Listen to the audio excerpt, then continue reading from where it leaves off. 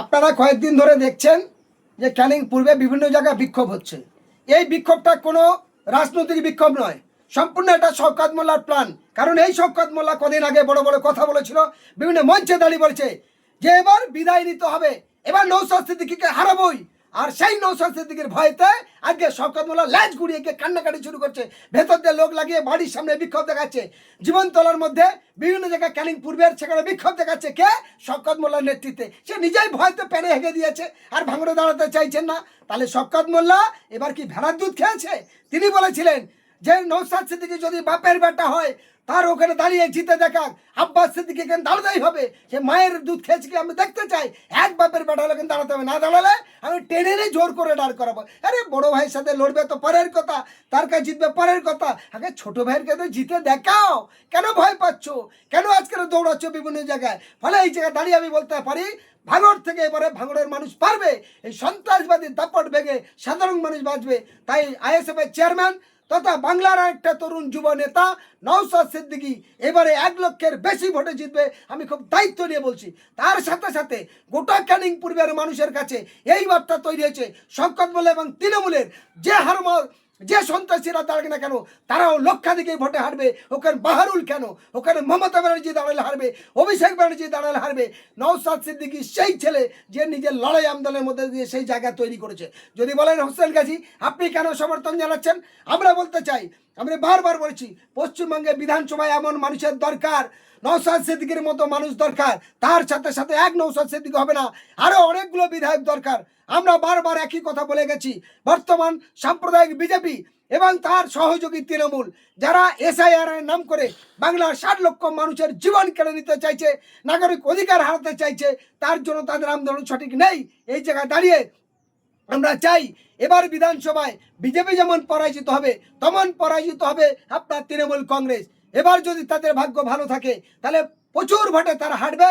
এবং আমরা চাই নওশাদ সিদ্দিকীর মতো মানুষ, হুমায়ুন কবিরের মতো মানুষ, অধীর চৌধুরীর মতো মানুষ, আপনার বিকাশ রঞ্জন ভট্টাচার্যের মতো মানুষ, শাহিন ব্যানার্জির মতো মানুষ, এরকম সমস্ত মানুষকে এবং আমি নিজেও একটা জায়গা কম্পিটিশন করব।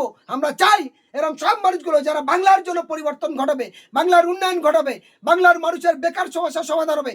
বলতে পারি যেটা 35 বছর সিপিএম করতে পারেনি এতদিন, যেটা 15 বছর কংগ্রেস এই তৃণমূল কংগ্রেস করতে পারেনি, যেটা 20 বছর এই বিজেপি সরকার করতে পারেনি। আমরা দেখতে চাই শুধু ভিক্ষা দান জাকাত দিয়ে নয়, শুধুমাত্র ভাতা আর কাজ চাইলে পদে লাথি মারে তাড়ানো, এই কাটা এই জিনিস আর চলবে না। আমরা চাই যে বাংলার সমাজ ব্যবস্থা পরিবর্তন করতে গেলে, যেমন বেকার সমস্যার সমাধান হতে গেলে তার বহু প্রজেক্ট আছে।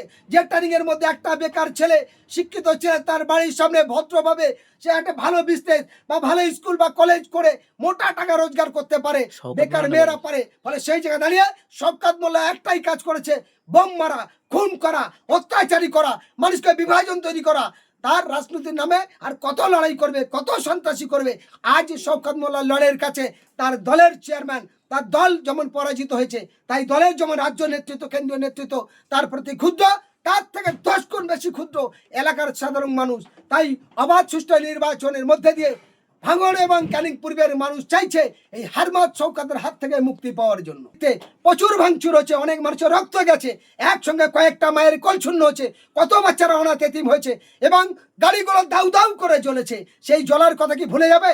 তাই আপনাদের মাধ্যমে আমি 78 নিউজের মাধ্যমে, আমি এইচ বাংলার মাধ্যমে, হিউম্যান রাইটস ভয়েসের মাধ্যমে, অন্যান্য চ্যানেলদের মাধ্যমে একটাই বার্তা পৌঁছাতে চাই যে শওকত মোল্লা নেতৃত্ব যদি ভাঙড়ে আবার দায়িত্ব পায় বা ক্যানিং পূর্বে পায়, আবার ক্যানিংয়ে রক্ত গঙ্গা বইবে, আবার দাউ দাউ করে সাধারণ মানুষের ঘর চলবে, আবার ভাঙড় উত্তপ্ত ভাব হবে, ভাঙড়ে আবার মায়ের কোল শূন্য হবে, আবার দাউ দাউ করে চলবে। আমি একদিকে যেমন প্রশাসনের প্রত্যেকটা বন্ধুদের কাছে বলতে চাই, আপনারা নিরপেক্ষ ভূমিকা নিন এবং এই সন্ত্রাসী অত্যাচারী শওকত মোল্লার বিরুদ্ধে কঠোরভাবে ব্যবস্থা নিন, গোয়েন্দা বিভাগ ব্যবস্থা নিন, নির্বাচন কমিশনের ব্যবস্থা নিন এবং তার দলের শান্তপ্রিয় মানুষদের কাছে আবেদন, আর কত মায়ের কোল শূন্য করবে। এই শওকত মোল্লা যেদিন থেকে ভাঙড়ে দায়িত্ব পেয়েছে সেদিন থেকে একটাই কাজ, বোম মারা, গুলি করা, মিথ্যা মামলা দেওয়া, বন্দুকবাজি করা, খুন করা, জমি দখল করা, তোলা আদায় করা, রাস্তার নামে দুর্নীতি, তোলাবাজির নামে দুর্নীতি, জোর করে মানুষের কারখানা থেকে সমস্ত প্রজেক্ট থেকে টাকা তুলবে। আর কত অত্যাচার চলবে, জমির সিন্ডিকেট চলছে, জমি বিক্রি করলে জমির মাফিয়াদের কাছে টাকা নিচ্ছে, আর কতই 2 নম্বরই টাকা জোগাড় হবে।